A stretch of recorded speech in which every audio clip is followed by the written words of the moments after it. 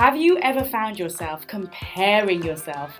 Maybe it's to somebody who is at the same level as you, or worse, somebody who's been doing what you're doing but for longer. Finding yourself thinking, I wish I could be like them, I want to be better than them, and yet you seemingly always fall short. I'm Maria Sharapova, and I just want to welcome you again to the Becoming the Influential Me podcast. Today I want to talk to you, continuing with the series about a woman who failed to let her fears define her fears and her failures rather, and yet she let comparison, in my humble opinion, get the better of her. And that is Maria Sharapova. She is a 5-time Grand Slam winner. This woman is a force of nature, a beast. Have you ever found yourself thinking, oh, I wish I was an athlete? You don't.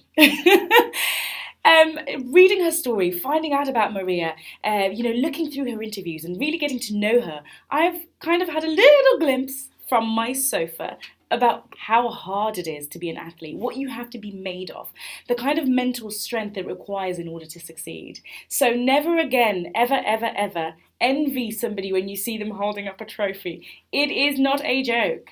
Okay, so I chose this woman because I think she's formidable. The fact that at 17 she won Wimbledon, and from there she continued to ascend, and then at some point she had a shoulder injury and was out of winning any titles for a number of years, but she came back. People were saying things like it's all over for Sharapova because since she had her shoulder injury, she's never been able to play. And she talks about the journey of coming back from that and not letting that define her. Her worst nightmare was being a one-time Grand Slam champion. She was determined not to let that be her, and she succeeded. So let's dive in. What is so incredible about this woman? So Maria is Russian, and she came over to the United States with her father, and I wholeheartedly believe that sometimes when you take a chance, the universe works with you. And this story is an example of that. It was almost so unbelievable that, people would think that they were smugglers, that her father was a child trafficker, because the story just didn't seem real. They were very lucky, and I won't go into the details of their journey, but it was a journey to America. Then she gets to play, and what I love about what Maria talks about as she goes through her journey is this idea of routine, the boring stuff, principles, inputs, consistently doing the stuff that nobody wants to do. Consistently, she talks about being with her coach, and her coach was just throwing balls and she just had to hit and hit and hit, and then after that she had to hit sideways, and then after that she had to hit another sideways. The kind of stuff that would be mind-numbingly boring for you and me. And yet when we watch her and she's on stage, we think, she's on the court, we think, wow, she's so elegant. And she says you have to train twice as hard to look even half as natural. And I found that so, so interesting. The one thing that I live by in my own career is that I believe that hard work works. And it's true. Every successful person I know has worked incredibly hard and has worked on the rainy days, has worked on the sunny days, has worked on the grey days, and has worked on the spring, half sunny, half cloudy days. It doesn't matter. It's about being so committed to what you do that there's this hashtag no days off approach. So my first nugget from Maria that I absolutely loved is she said, train twice as hard as you play, and then when you're in a match, it's easier.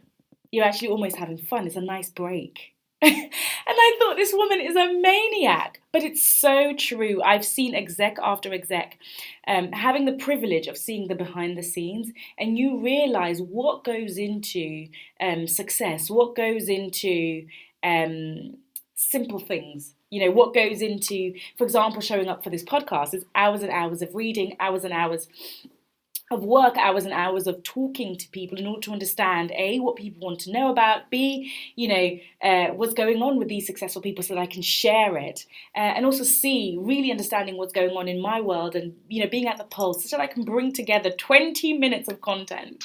And this is really what Maria talks about. Anything that is worth having, it is worth putting in the hours for. And I loved that. Train harder than you play. I thought that was so useful, and something that's sometimes lost on us, especially me. Sometimes I just want to come in and blag it, but it's never as good. Do not blag. Let's practice. People often say to me, Michelle, you're such a great speaker. You find it so easy.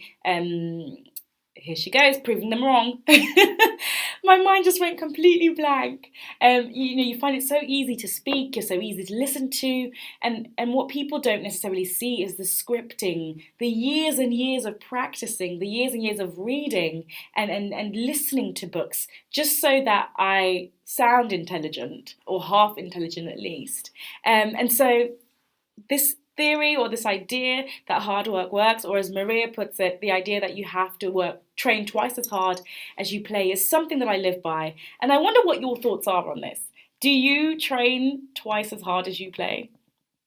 And if you could change that, what would you do? I mean, January is coming up. We're all feeling the pressure to, put in our goals and the habits that we're going to have. Is your habit going to be training twice as hard as you play? Because I promise you, if you do that, you will have phenomenal results. It works. Hard work works. Okay. The other thing I wanted to highlight from Maria, which I absolutely loved, there's a lot I absolutely love about this woman, is the ability to still the noise and to set the tone for yourself. Can you imagine? She said she was on a plane, and the woman in front of her was reading a magazine which said it's all over for Sharapova. And then she went somewhere else, to the supermarket, and everywhere it just said Maria Sharapova is done. I think she'd played one match and lost it. This is post-injury. And she'd lost. And to suddenly see your quote-unquote rise and fall everywhere in your early 20s, for any human being, would be soul-destroying. That's, to have the self-esteem to come back from that is, for most people, unimaginable. We can't do it in private. Imagine going through that in public.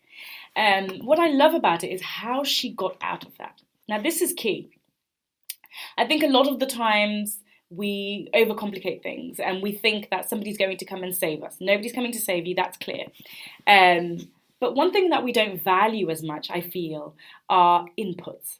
And whenever I say inputs, people suddenly think I've got to do more hours. No, it's not that.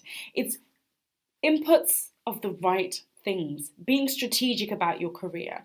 Inputs may mean reading more books, connecting with more people.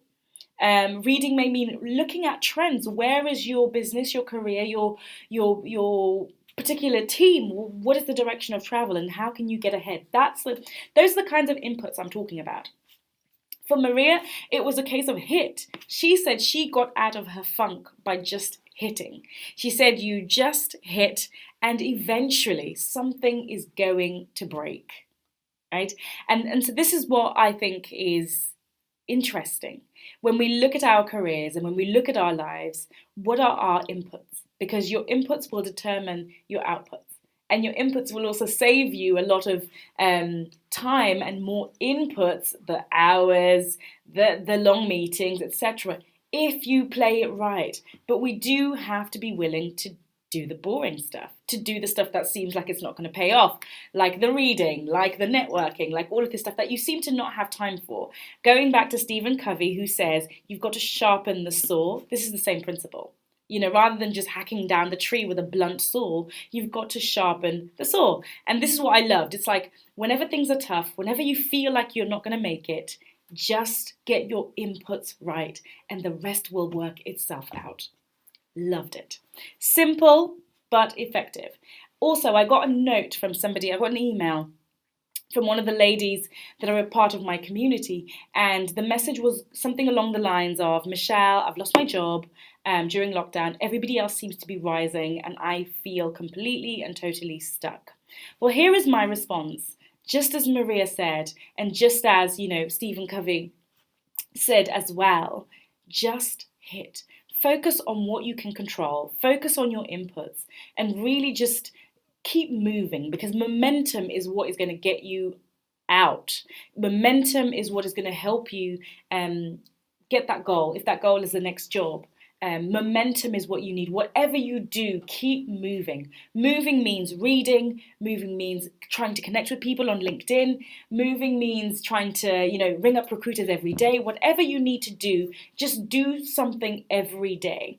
I feel like I say this all the time, but it's the truth. So that's my response to that lady that wrote to me. If anybody else has any questions that are pressing that you'd like me to answer, do let me know.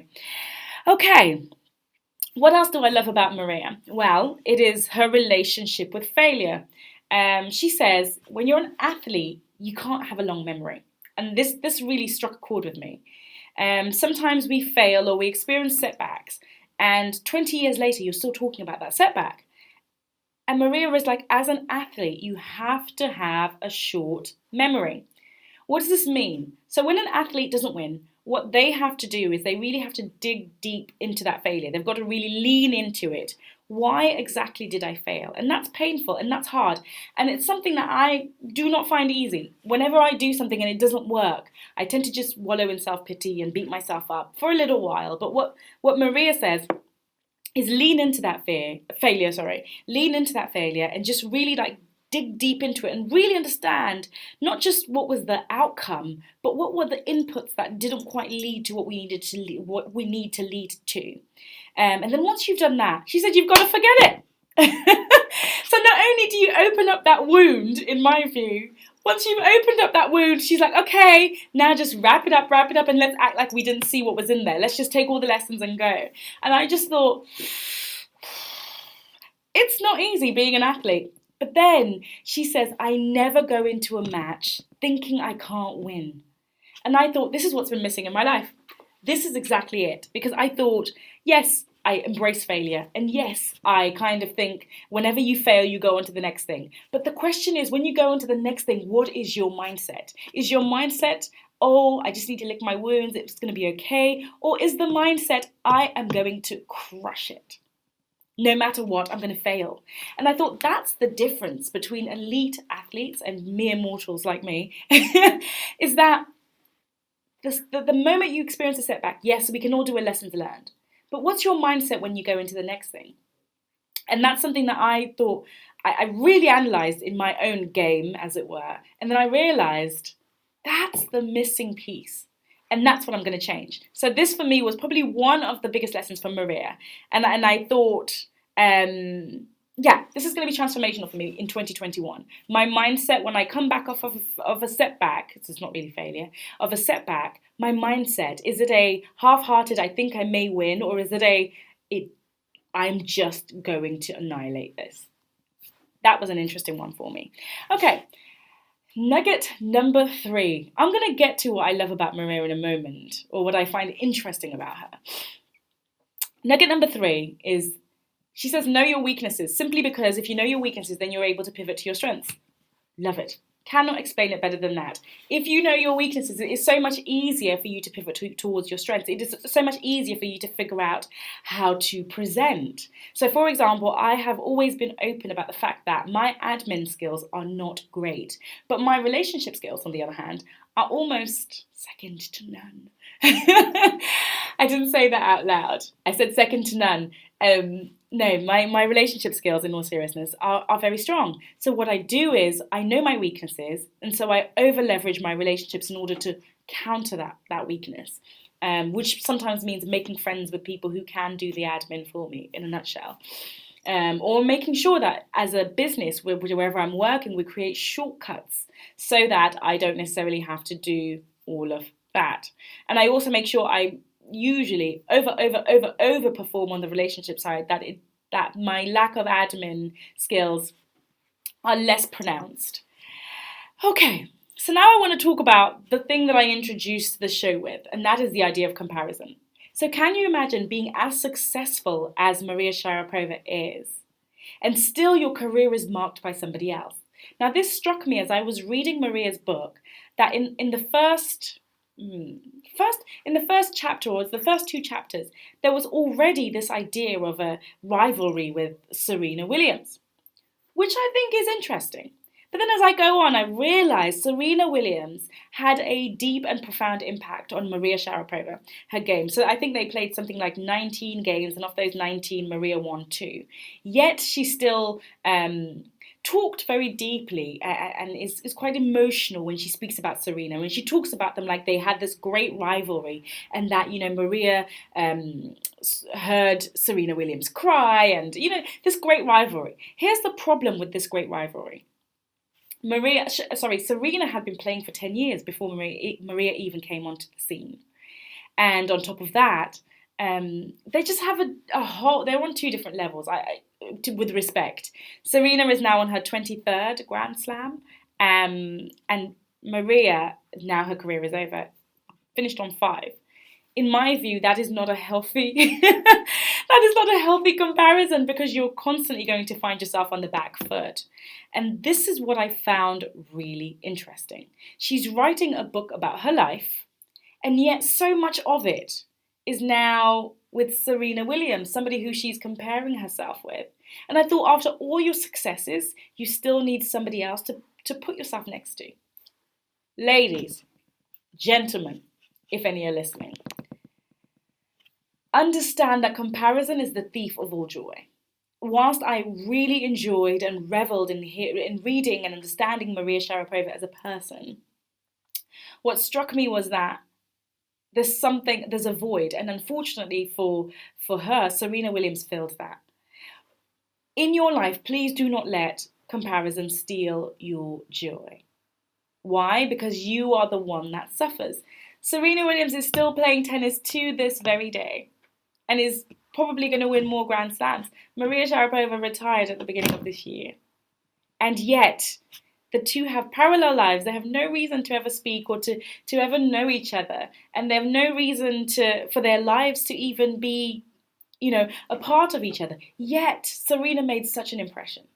And I feel so bad for Maria, because even though she didn't let her failures define her, she's let the career of another woman define her career. When she was speaking about it in the book, she said something along the lines of, Serena Williams basically marked the highs and lows of my career. And I thought, that's really sad. So in every series, there's got to be a cautionary tale. There's got to be there are fierce women out there, and I've got great respect for Maria. But one thing that struck me as caution alert is sometimes when we go for success and we need those people who will help stretch us, because we can see what they've done and we want to do more than them. That's incredible. But let us not get sidetracked and start to make that comparison and that competition everything. Let's gain perspective and understand our own journeys, and even learn to celebrate those other people and their careers and their successes. Because otherwise, comparison can overshadow your own accomplishments. Even if you're not comparing yourself to one person, even if you're comparing yourself to 6 different people in 6 different areas of your life, perspective is key. It's really important that we don't lean into the temptation, because it is so tempting to compare yourself with people who are doing things perfectly and who are amazing at everything. I have at least 7 of those in my life that I look at and think, oh, I wish I could be like them. But forgetting that they've been in the journey longer than I have. They have very different challenges than I have had. They have overcome things that I wouldn't want to overcome. And they are experiencing success that, is not necessarily for me. I have my own success and my own journey, and I must appreciate that. I have, I've over egged the point here, but it's so important because I see so many people doing it. I see so many people looking at their own journey and thinking, I should be where she is. And in that time, they're losing energy that they could be using on their own lives and in their own careers. I found that interesting, and this is my cautionary tale for you. Please do not let comparison steal your joy. Focus on your inputs and what you can do and what you can deliver in your own journey. And this is a lesson for me as well, because it's something that I do every now and again. I won't tell you it's every day. Okay. And then the final thing that I wanted to share about Maria that I found really interesting is, of course, the doping scandal. She was accused of taking banned substance, and it turned out it's something like paracetamol in Russia. Everybody takes it, and she had a heart problem. That's why she was taking it, or something like that. I don't really want to go into the details of the rights and wrongs of it. What struck me was her determination. She was determined to clear her name. And once she did clear her name, she was determined to move forward with her career, not just for her, but for those that will come after her. I talk about this because for every book that we have reviewed in this series, Helena Morrissey, Ariana Huffington, The Choice with Edith Eger, and every other book that I have looked at as part of this series, and the question and answer section of it as well. One thing that strikes me, and one thing that I'm so proud of, and one thing that fills me with joy, is that every woman that is scaling mountains is looking down and trying to pass on what they learn as they scale these mountains. And it's the same for Maria, because once she was cleared, or once she'd done her time, she said, I want to keep playing because of the lessons that it will teach those that will come after me. And the same thing with Helena. She was like, I've managed to succeed in my career, but what I want to do is to allow other people to experience and have the opportunities. And I want to pave the way for them. And that's why she started the 30% Club. Edith Eger, with The Choice, very same thing. She wrote about her incredible life. And the reason she wrote it was because she said, I don't want people to look at it and say, oh, my life isn't so bad. My life isn't as bad as hers. But she wanted people to look at it and say, if she can do it, I can do it. Ariana Huffington, the woman has demonstrated time and time again her commitment to raising up other women. And so it is our honor and our privilege to be able to share in this information, and to be able to learn these lessons. It's our responsibility to not let these lessons go to waste, to make sure that we really grab a hold of them. As we try and scale up, let us not reinvent the wheel. It's all out there. These women are doing it. If you're doing something extraordinary and it's never been done before, kudos to you, and we look forward to reading and hearing about your tremendous success. But if you are like us, like me, mere mortal, trying to get higher and higher in a career, it's really important to absorb these lessons and to be grateful for those that are giving them. So that's another thing, that even though I have my differences in view on certain aspects of Maria's way of doing things in her career, I am proud, I'm pleased, I am privileged, I'm honoured to be a recipient of the gift that she's giving to the world. Which takes me to the next question. When you think of your life as a woman in her career, as somebody who's trying to work their way up, how much of your time are you dedicating to your legacy? How much time are you dedicating to knowing that even though you are going through the mundaneness of the day-to-day, there is something bigger? There is a gift that you can share. There are lessons that you can give to others. And there is a story that is being created for the sake of something greater than you. What am I talking about? So one of the things that I've found is sometimes when I'm having a really hard day and nothing seems to be working, my saving grace, the thing that I lean on the most is the feeling that, Michelle, whatever you are doing, one day you will tell a story of how this moment, this day, shapes the rest of your career. And somebody else will gain inspiration and they will do something great in the world. And for me, that is what keeps me going. How are you going to be a world shaper? How are you going to be the person that inspires the person that's going to change the world? If you're not the person that changes the world. I hope you are, because then I've done my job as well. From strength to strength, as they say. I am so obsessed with this idea of giving. And I think we're starting to see a theme here, a trend. All of these women, what has really allowed them to step out of failure and not let it define them is that gift, is that ability to give to others. So maybe, just maybe, we've got one part left of this series, but maybe, just maybe, we are reaching that point where we begin to understand that in order for us to not let our failures define us, we have to do it for the gift. giving that gift to those that will come after us, whether it's our own children, other women that will come after us, or you're thinking about something bigger, the entire world, male or female. That ability to think beyond this moment and to think beyond your current career and to think beyond your current circumstances and actually think about what's going on in the world at large is interesting. And it is certainly what's helped me to get myself out of several funks lately. So yeah, think about that. As I wrap this up, think about what gift you want to give to this world. It's almost Christmas. It's just that time for us to think about the gift. But how is your life a gift, and how can you leave something for the world that makes somebody else's life easier, somebody else's life more exceptional, somebody else's path towards changing this world that little bit easier? It's so easy to get stuck in and, to do our jobs and to forget the bigger picture. But I'm feeling inspired, and I hope you do too, as we go into the Christmas break season. Start thinking about some of these things, to start thinking about your legacy and how you can contribute to this incredible world. Because in the process, that is what will also pull you out of some of the failures, the fears, and the negative moments. And that is it for this week.